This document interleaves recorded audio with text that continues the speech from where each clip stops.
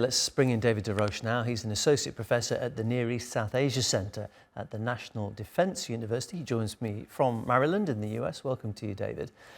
We know that Benjamin Netanyahu has been doing pretty much whatever he wants relating to Syria. He's moved into the Golan Heights buffer zone. He's bombed Syrian territory.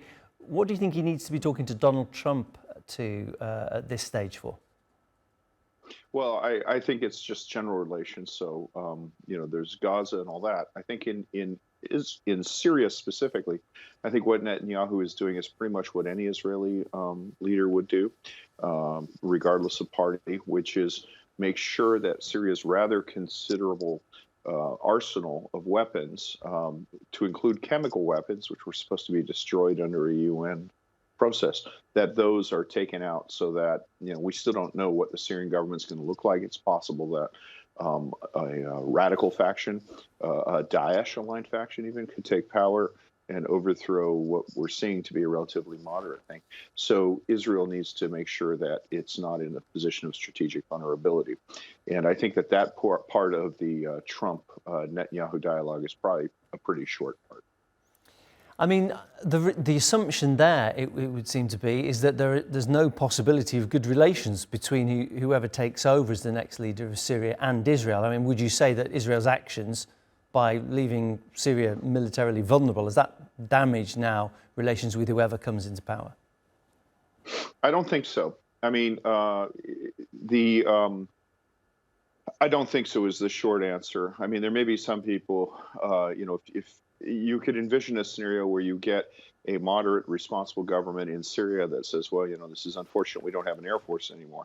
But if they're that responsible, then I think that there are other countries that will help them to secure their security goals and provide them with weapons and things like that.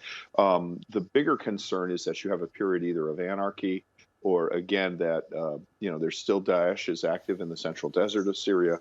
Jabhat Nusra or Hayat Tahrir Sham had grown out of an al-Qaeda affiliate, and there are still people in there who are friendly to al-Qaeda, at least. So I think it's just prudent to make sure that Syria's considerable arsenal is not left to chance. I think the key to this, and to convincing the Syrians of goodwill, is that this can't be an indefinite, open-ended campaign. At some point, Israel has a list of targets that they want to destroy to ensure that advanced weaponry doesn't get turned against them.